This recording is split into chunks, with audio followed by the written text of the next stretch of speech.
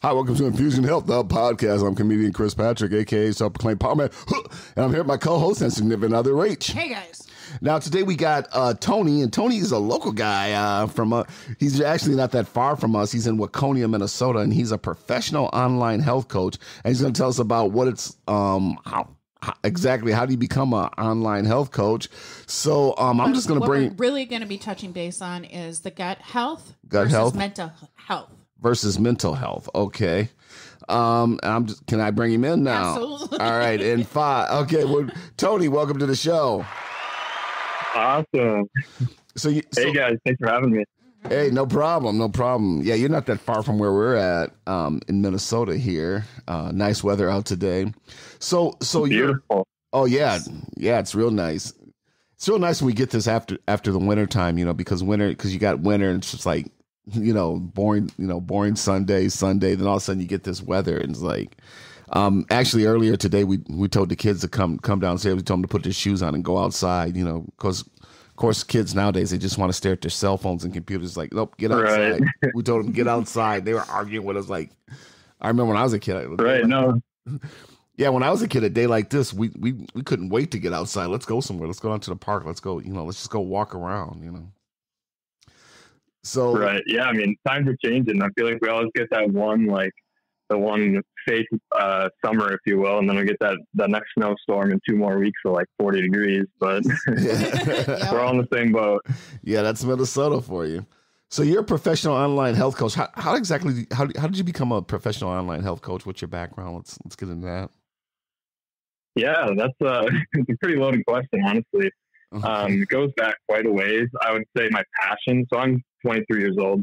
My passion for it probably started when I was like 13 years old. Like my first memory around like really loving working out was like I got a pull-up bar, and I remember all my friends could do more pull-ups than me, and I was super embarrassed and like ashamed of it, if you will. So then I started cranking out pull-ups like all summer long. I was that kid sitting inside playing video games. So I was like, by the end of this summer, I'm gonna have more pull-ups than these kids, right? So that's kind of where I started to see the progress and really started to enjoy health and fitness, if you will. Mm-hmm. And then that turned into like a passion for football, which I like to say was my first like true love, if you will. Yeah. So I was huge into football, went to college at the University of St. Thomas in St. Paul, Minnesota. Yep. Played for part of my freshman year, actually ended up quitting and joining rugby after that. Okay. But the whole while I was at St. Thomas, this is where it's kind of a curveball, is I actually went for my undergrad in civil engineering. Okay. And the whole while, like the whole time, athletics, health and fitness, all that stuff was always my passion. Mm-hmm. I mean, ask anybody who knew me, like that's what people like came to me for questions about, right? Like nobody was coming, hey, like what, like help me with this problem in class and stuff for my engineering courses, right?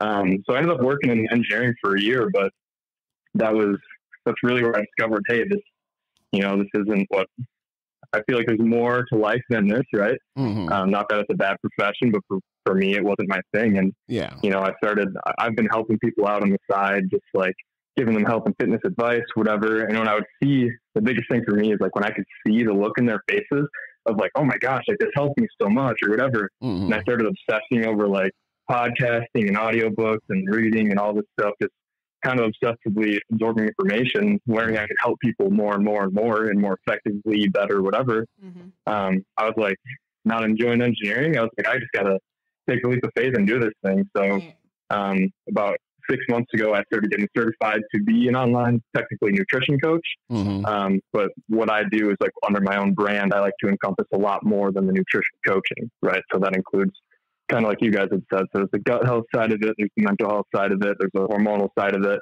And to me, those are like the 3 main, like foundations to your health, yep. At least part of the 3 big ones. Mm-hmm. And we kind of build off of that. So kind of, again, kind of a loaded question, but, and definitely not a straight path to health and fitness, but long answer short, it's always been my passion. So. Mm-hmm. So what exactly, like we're talking about gut health, and what exactly is gut health? Because when I hear gut health, I think it's something about your gut or something. Well, it is your gut. Okay. So it is your gut? Mm-hmm. I think the best way I could describe myself is when I'm feeling cruddy, I don't want to eat healthy. And that's probably the best time to be eating healthy. So that your emotions and your body are flowing at the same time. Because otherwise you're getting congestion. Is that right, Tony? Yeah, I mean, that's a great way to put it. I know one phrase that a lot of people probably hear often is that your gut is your second brain. Yep. For a whole lot of reasons that we don't necessarily need to dive into. But yeah, to me, gut health, that's exactly what it is. I really on the head as far as the way I would look at it is your emotions and your mood and your mannerisms and everything about it, to me, is correlated to your gut health, right? So I guess what is gut health? Like a lot of people are like, I mean, I don't know. A lot of people they're so unaware of gut ways that those can show up, right? So again, like there's a mood aspect of it. I think like the second highest concentration of serotonin receptors are actually in your stomach. So it's like, well, obviously because of that, there's a direct correlation to your mood, right? But then other people aren't aware of like, oh man, my hair's been falling out, or my hair is thinning, or like, oh, I have all this bad acne, or all these other things, or like constipation and bloating, and like those aren't normal things. And so often they're tied to your gut, and people just frankly aren't that aware of it these days. At least is what I've come to see. Yeah, well, when you're eating bad food and something like that, you know, that can affect. Sometimes it can affect your mood. It can affect how you want. But we have this thing that this happened to me. Or I had this bad day at work. I had this, but then we go and we grab this. We'll grab a piece of cake, or we'll grab something that it's not necessarily good for us, but it makes us feel good. Totally. No, I'm smiling and nodding. It's it's a slippery slope. That's the problem, right? You get stressed out, all these things, and you reach for like what you think might be a quick fix, right? Usually processed foods or calorically dense foods that are, I mean, not good for your gut, right? On that topic at least. And then it's just a slippery slope, like I said. So. Well, I think for myself, you know, I can't always judge where my bipolar is going to take me, and especially with the health problems that I tend to have.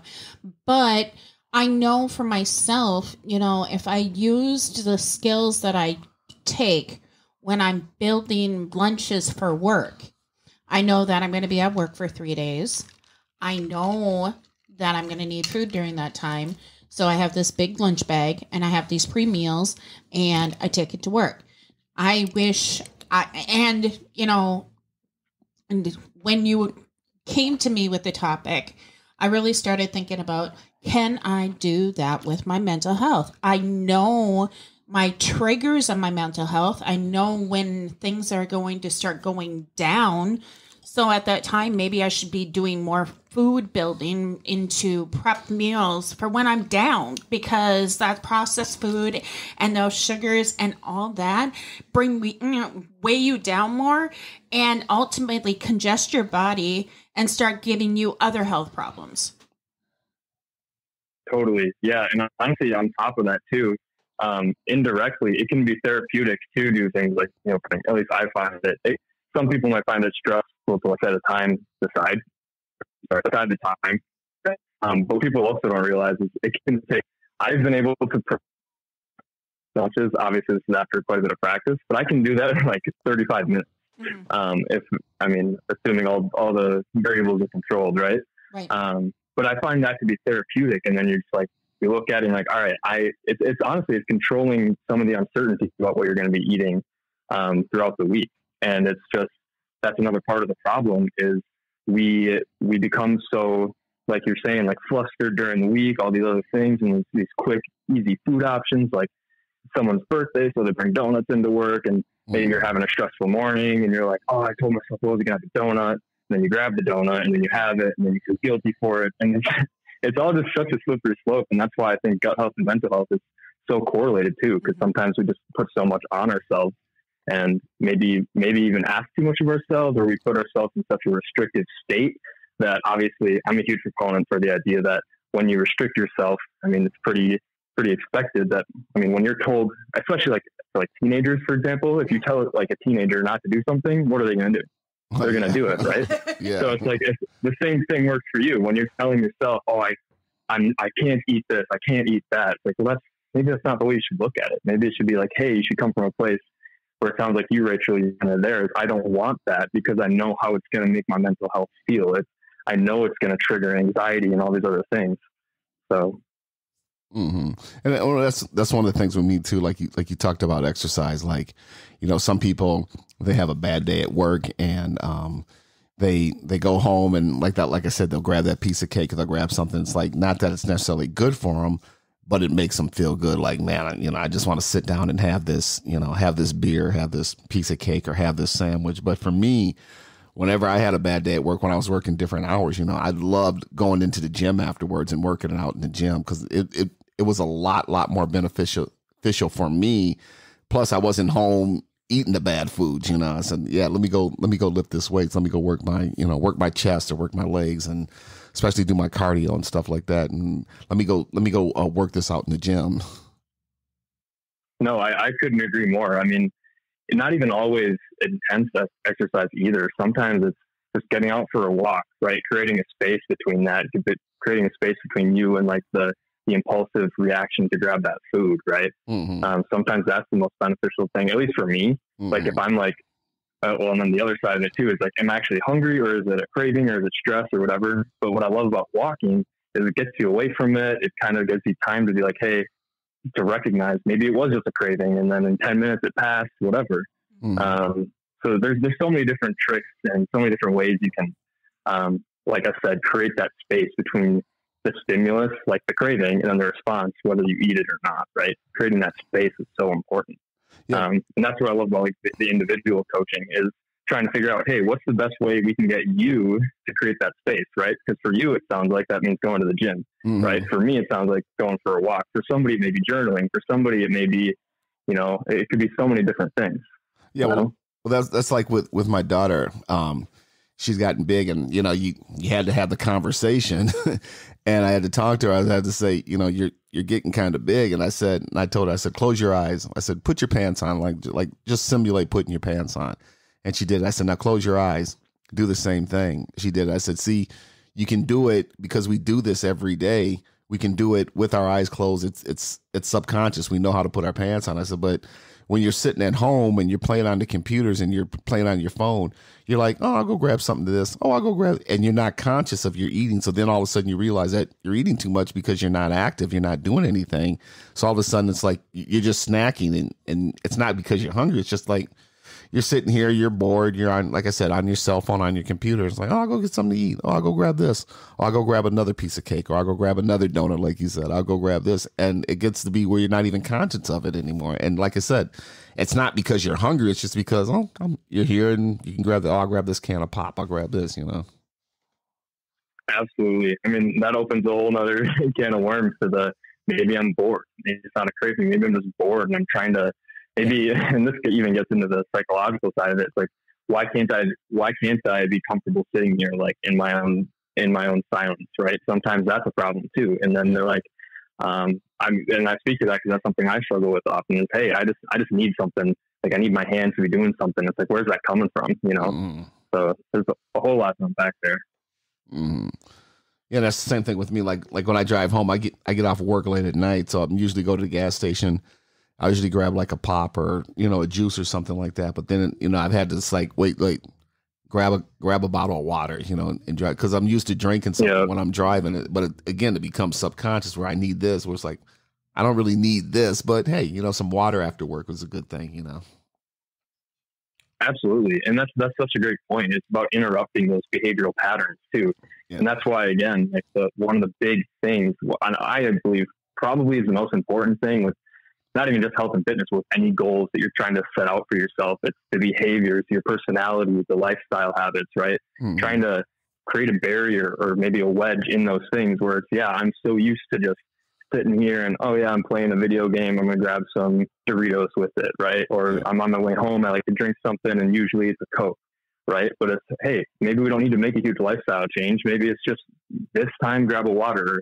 Maybe move the needle slower for some people. Maybe it's, hey, let's just go from Coke to Diet Coke for now, right? And then let's go from Diet Coke to this, or, just simple ways of moving the needle to create these new habits that are going to sustain you for a super long time. without really even having to think about it. Yeah. And I think it's important. I just seen a case study, and it was talking about the habits of the brain. And the habits of the brain for an obese person is used to those sugars and processed foods or whatever, how they're getting those processed sugars in their body. And one of the things that they were saying is it takes 60 days to start having normalcy in your habit. 60 days every single day. And with those 60 days, your brain is then being rewired into, you don't need those processed sugars, but it's got to be a conscious choice. And that's exactly what you guys are talking about. Yeah, exactly. Yeah. There. Hello. Like yeah, you still there? Like there's. What's that? Can you guys hear me? Now can. Yeah. Okay. Yeah. No, I was just saying, like the sugar addictions are crazy, and like the withdrawal symptoms they're really vicious, and sometimes that's like why I was saying, hey, maybe there's a person who's drinking, like, I don't know, some gas stations now have those huge, like, gallon cups of pop you can even get, right? Like, those are just absurd. Maybe it's, hey, instead of one of those, maybe we do, instead of the 64 ounce, maybe we do the 32 ounce, right? And then this is slowly moving the needle because like you said, like, it's going to take a long time for your body to get used to not having that sugar. It's a drug, truthfully. Yeah, absolutely. So when people come to you, where exactly are they at? Are they like, I'm 300 pounds overweight, I'm 100 pounds overweight? What exactly do they come to you with? Yeah, so I have kind of two, I guess, avatars, if you will, that I tend to cater my services towards. One of those are an overweight person. Not necessarily, 300 pounds, 100 pounds, to me, that's either way, it's obese, right? And we can still look at it's still the same process. It just becomes more iterative, and it might have to be cyclic a couple times if you have more weight. Mm-hmm. But actually the other person is, and this is the person I'd love to coach the most, because this is who I was for so long. It's like the exercise junkie, like the addict, right? And they're like, well, obsessed with all this exercise. I'm working out, doing the push-pull leg split 6 days a week, doing 30 sets total each day, and I'm taking it all to failure. And then on top of that, I'm doing 4 days a week of intense cardio, and I pride myself in it, right? And then all the while they're trying to lose weight because they're super frustrated with like that last maybe 5-10 pounds of body fat. And it's honestly, it's just setting up for a cascade of negative health effects, because people don't realize that in this case, less is more. And that's, I can't stress that enough. Yeah. You're doing terrible things to your metabolism, to your entire hormonal system, your mental health, and honestly, your gut health. You're putting so much stress on your body. And that's another thing I love about health and fitness, is it's all correlated, right? Like the gut health, the mental health, the stress, all these things, like they all affect one another. None of them acts individually. Mm-hmm. But I guess, those would be like the two main people that I feel personally best equipped to help. And I really can't speak enough to that cardio junkie, or the person that's working out way too much and they're suffering from brain fog, low energy, maybe they're not sleeping well, all these things. And oftentimes what really surprises them, and this is why it's so difficult for them, what really surprises them is the best way to help them is to feed them more quality food, right? And they don't understand that. And it's hard for for your mind to sit with that, because to this person, and again, I can say this confidently because this was me, and I feel like there's a ton of people like this out there. To this person, that food, like those calories that you're seeing, to them that equates to body fat. And that's not the case, right? Like, this food needs to be seen as fuel. This food needs to be seen as a source of making me feel good, making me get stronger, making me more energetic, getting rid of the brain fog so I can be present with my family, right? And at work and perform better. And all these other things. I'll get off my little soapbox. But no, you're fine. well, let's go back to that, because back in the day, and we're talking, the farmers, are way back in the day. It's like you woke up, you had breakfast, or you woke up, you started working, then you came in for breakfast, then you worked, then you came in for lunch, then you worked, then you came in for dinner.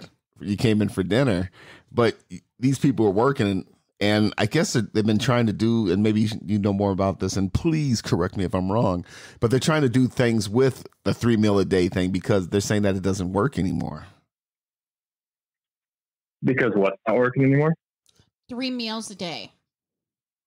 Oh, sure. So, sorry. So what you're asking is maybe it's the meal structure is maybe they're seeing results from eating a certain amount and then they stop seeing results. Is that what you're saying? No, I'm saying that when back in the day when they would work, they were working and they were burning off the food, and then they came up with this thing that you need 3 meals a day. But I guess they're changing that now because a lot of people aren't doing the hard work, the hard farming work like they used to do, back in the day.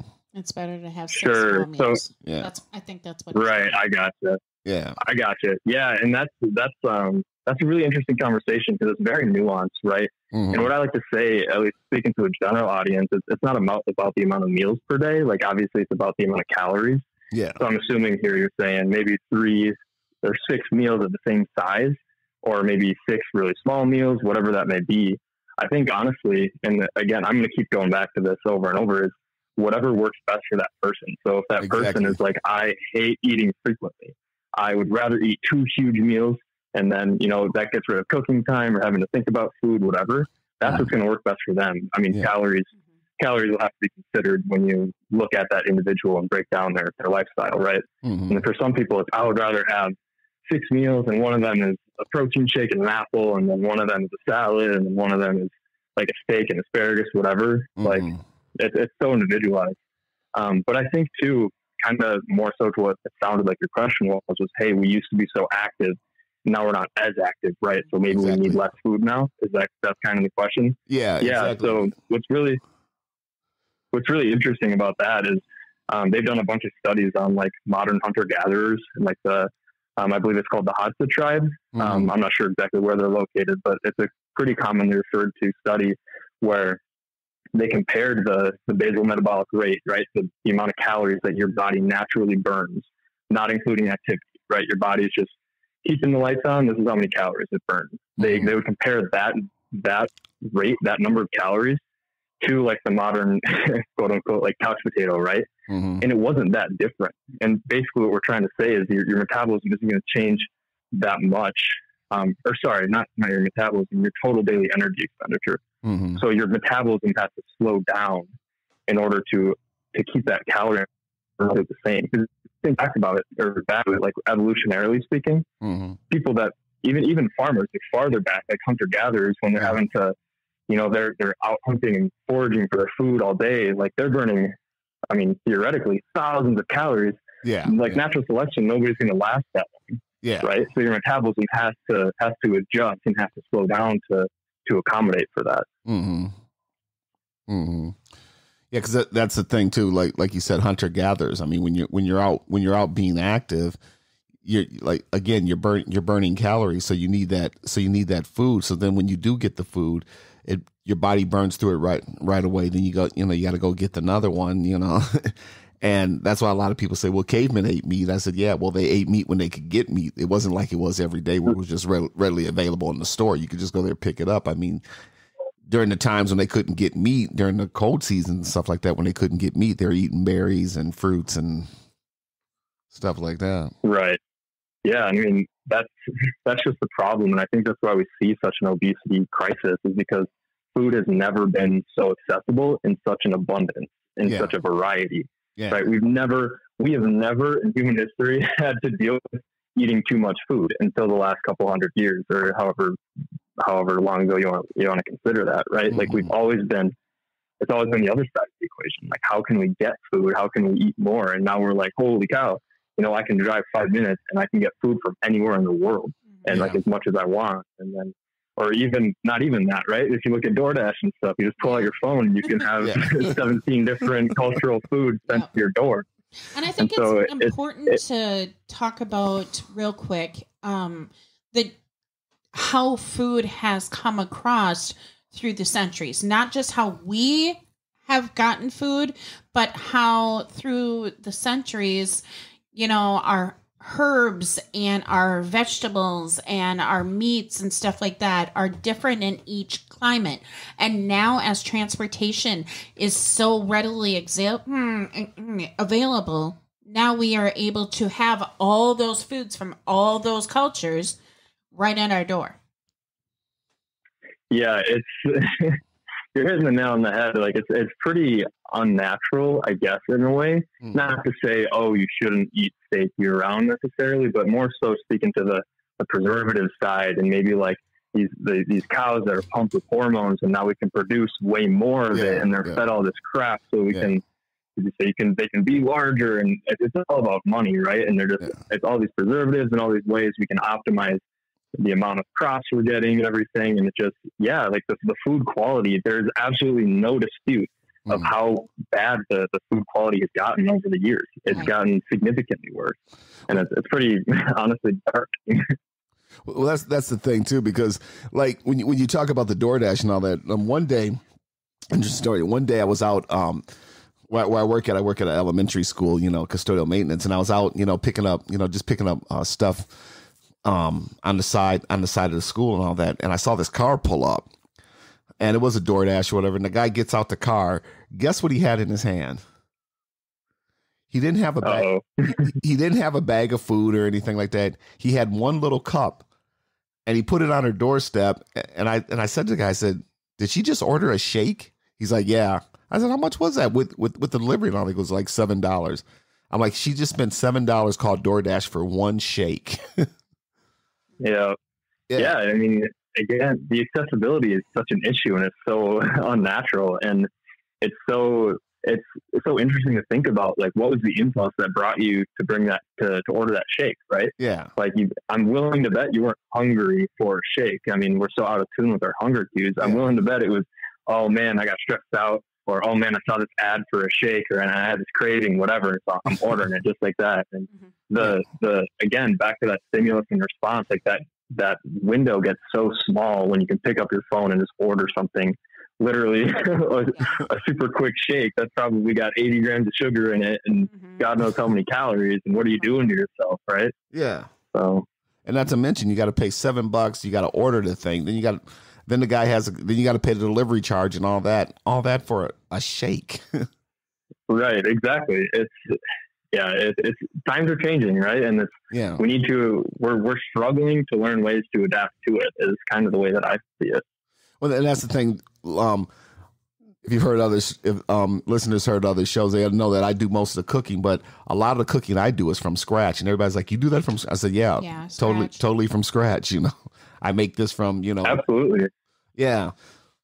And it's interesting too, when you look at it, because of like, you got the flour, you got the sugar, you got the salt, the vanilla and all that. And all of a sudden you put all this together and it makes this and all that. And it's just like, so I've been buying a lot more bulk, like a lot more flour, a lot more ingredients to make the stuff from scratch. Right. Yeah. It's such an interesting conversation there too, because it just brings an awareness to what you're actually eating, right? Yeah. Like if somebody orders X, Y, or Z from whatever fast food restaurant, they don't really know what they're eating necessarily. Yeah. Unfortunately, a lot of it is pretty horrific what you might actually be eating. But even like you're saying, even if you're going to bake something, like whatever you're making, when you actually get to be a part of what goes into it, it really opens your eyes. Like maybe you're making a batch of cookies and you're like, oh my gosh, I never knew how much sugar was in these cookies, right? Yeah. And just like when you get to visualize like a full cup or however much you're actually putting in, it's kind of crazy. But I couldn't be more of an advocate for cooking things yourself on the other side of that conversation, where it's like, well, the thing it's that so much more natural. We've looked at cookies processed versus cookies that, cookies in the store, cookies from a restaurant, and cookies from home. And the cookies from home are actually healthier. But one thing to keep bringing it back on topic is when you're eating these processed foods and these sugars, or, more unhealthy, especially when you're feeling nasty, you feel the adrenaline, you feel the sugar rush, you're great, and then you bomb. And you are lower than low because that did not sustain you. Whereas a walk, run, just going out and basking in the sun, getting that vitamin D gives you more sustainable for more days, even not even just hours, but days. Right, exactly. There's really no satiety that comes from eating a cookie, right? Especially the crazy part of it is when it has that sugar in it, often what you're going to see is that spike in blood sugar, right? And that's going to cause you to feel even more hungry. And then maybe you're just going to eat even more after that, right? But yeah, like again, the walking, interrupting that craving with going for a walk, or even too, I'm like, hey, if you're going to have like that sugar or whatever, and it's something that you've decided, like, yeah, I'm going to have this, I don't mind going for a walk after that. That even helps. Right. I guess if we're speaking like the blood sugar side of it, that helps moderate like your blood sugar and your insulin so profoundly, honestly. So. Well, this has been a definitely interesting conversation. We're at the end of the show. And Tony, if people want to get a hold of you, or if they got questions or whatever, you got a website or whatever? Yes, sir, I do. It's called Writing the Book Coaching. Is my website. And then Writing the Book is my Instagram page. I'm always putting out free content, like information. I've got some free guides. I've got a blog I put out. I've got a newsletter. All sorts of stuff. And what I like to do is just give information to the people, right? How can I serve you? Right. So yeah, if you go to those, again, Writing the Book Coaching is my website, and Writing the Book is my Instagram page. And he'll text that to me and I'll put it in the show notes. Okay. Yeah, absolutely. Well, this has been a definitely interesting conversation. Who knows, we may have you back and talk some other stuff. And I'll let Rach close us out. All right, you guys. Come to a closing. I appreciate all of you. I want you to think about this week how to better incorporate not only the sugars that we put in our body, but the exercise that we need to do for our body. Have a great one. Take it easy.